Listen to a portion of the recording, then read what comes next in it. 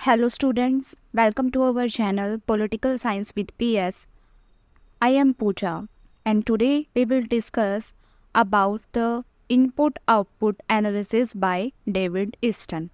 David Easton का निवेश निर्गत विश्लेषण या निवेश निर्गत मॉडल, इसके बारे में आज हम डिस्कस करेंगे। अगर आप इस वीडियो का PDF पाना चाहते हैं तो हमारे टेलीग्राम चैनल को ज्वाइन करें। टेलीग्राम का लिंक वीडियो के डिस्क्रिप्शन बॉक्स में दिया गया है। तो चलिए स्टार्ट करते हैं। आज का हमारा टॉपिक डेविड ईस्टन का निवेश निर्गत मॉडल यानी input output model. David Easton ने आधुनिक काल में इस पद्धति यानी इनपुट आउटपुट पद्धति का प्रतिपादन किया था और ये उनका महत्वपूर्ण योगदान माना जाता है। उन्होंने इनपुट आउटपुट एनालिसिस में राजनीतिक व्यवस्था को उसके पर्यावरण के संदर्भ में देखने की कोशिश की है और उनका मानना है कि पर्यावरण से निवेश के रूप में मांगें उठती हैं और उन्हें व्यवस्था का समर्थन प्राप्त होता है। इन मांगों को राजनीतिक दल, दबाव समूह, समाचार पत्र और अन्य समुदाय आदि समर्थन देकर व्यवस्था में रूपांतरण के लिए प्रस्तुत करता है। इन मांगों के परिणाम स्वरूप कुछ नए निर्णय लिए जाते हैं, पुराने निर्णयों में संशोधन किया जाता है या कुछ निर्णयों को स्थापित किया जाता है। इस प्रकार निर्णयों को लिया जाना और नीतियां निर्धारित करना ही निर्गत कहलाता है। यह कार्य रूपांतरण एक प्रक्रिया के माध्यम से होता है। रूपांतरण की एक प्रक्रिया। ईस्टन का मानना है कि सत्ताधारियों के निर्णय और नीतियां निर्गत रूप से दोबारा से पर्यावरण में प्रवेश कर जाते हैं और उनमें परिवर्तन करके दोबारा से समाज में नई मांगें निवेश के रूप में उठ खड़ी होती हैं। इस कार्य को ईस्टन ने फीडबैक या पुनर्निवेश की संज्ञा दी है। इस प्रकार निवेश, रूपांतरण और निर्गत की यही प्रक्रिया चलती रहती है। ईस्टन का कहना है कि राजनीतिक व्यवस्था को बनाए रखने के लिए निवेश, रूपांतरण और निर्गत की इस प्रक्रिया का सदा चलते रहना आवश्यक है। ईस्टन ने इसे एक चार्ट के माध्यम से समझाने की कोशिश की है। तब हम इस चार्ट को देख लेते हैं।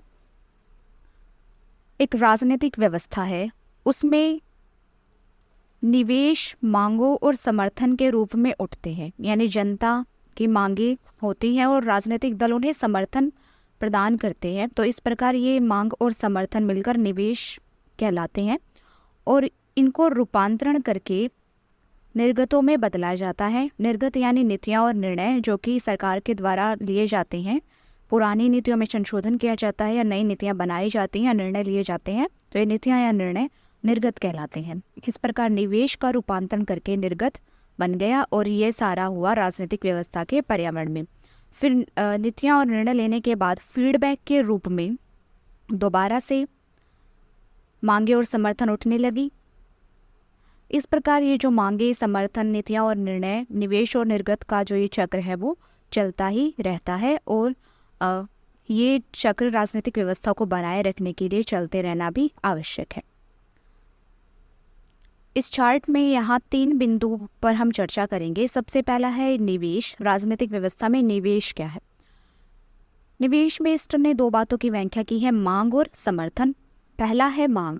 प्रत्येक राजनीतिक व्यवस्था में हर समय असंख्य इच्छाएं होती हैं, आकांक्षाएं, आवश्यकताएं और अपेक्षाएं होती हैं। इनमें से केवल कुछ मांगे ही, जैसे सार्वजनिक सुरक्षा की, स्वास्थ्य, चिकित्सा और शिक्षा आदि ही राजनीतिक प्रणाली में प्रवेश कर पाती हैं और शेष जो हैं वो रास्ते में ही कहीं खो जाती हैं या नियामक तंत्र के द्वारा नियंत्रित कर दी जाती हैं। ईस्टन का कहना है कि इन मांगों को उजागर करने का कार्य राजनीतिक दल, समाचार पत्र और हित समूह आदि के द्वारा किया जाता है। निवेश का दूसरा पक्ष है समर्थन। यह समर्थन अनेक प्रकार का हो सकता है, जैसे सकारात्मक या नकारात्मक, प्रकट या अप्रकट, व्यक्ति समूह, विचारधारा, ध्येय, संस्था या अन्य प्रकार से व्यवस्था के पक्ष में होना समर्थन कहलाता है। समर्थन एक महत्वपूर्ण निवेश है क्योंकि राजनीतिक व्यवस्था समर्थन के अभाव में काम नहीं कर सकती। बिना समर्थन के मांगों का औचित्य ही समाप्त हो जाता है। जब भी कोई मांग उठती है तो उसका समर्थन होना आवश्यक है, वरना उन मांगों का कोई फायदा नहीं होता बिना समर्थन के। दूसरा बिंदु है इसका मांगों का रूपांतरण।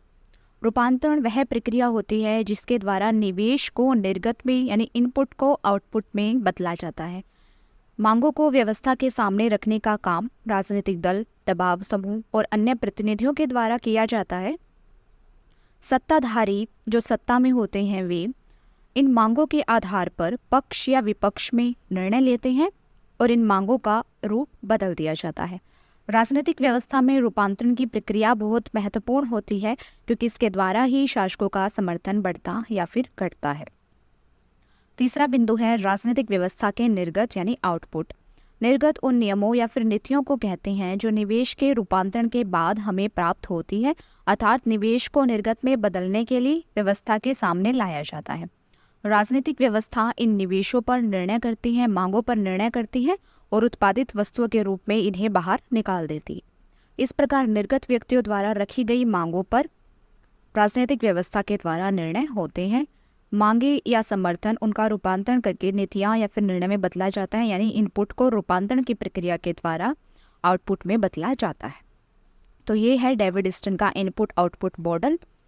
अब हम डेविड स्टन के द्वारा ये जो इनपुट आउटपुट मॉडल दिया गया है, इस सिद्धांत की आलोचनाएं जो की गई हैं उसके बारे में हम डिस्कस करेंगे। स्टन के द्वारा दिया गया ये सिद्धांत है, इसकी सबसे प्रमुख विशेषता यह है कि इसने स्वयं को किसी एक विचारधारा से संबंधित नहीं किया, इसकी कोई एक आइडियोलॉजी नहीं है। परिणाम स्वरूप इस मॉडल का प्रयोग सभी प्रकार की राजनीतिक व्यवस्थाओं के लिए किया जा सकता है।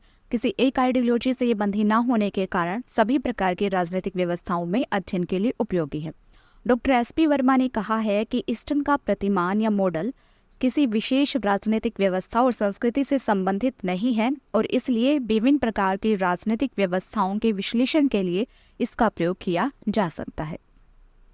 इसकी विशेषता के साथ ही साथ स्टन के सिद्धांत की कुछ कमजोरियां भी हैं। उसने पर्यावरण, मांग, समर्थन, निवेश, पुनर्निवेश आदि पर अपने सिद्धांत का निर्माण किया है। इन वर्ड्स का यूज़ किया है और उनके द्वारा राजनीतिक व्यवस्था की परिवर्तनशीलता और उसकी दिशा का विश्लेषण करने का प्रयास किया है कि राजनीतिक व्यवस्था जो है वो चलती रहती है, परिवर्तनशील है।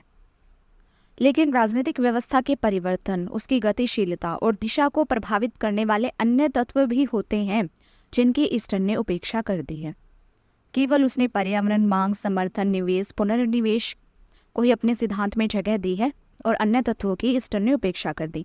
उदाहरण के लिए क्रांति पर आधारित परिवर्तन अथवा मतदान, नेतृत्व आदि पर आधारित परिवर्तन, इनकी स्टन ने उपेक्षा की है।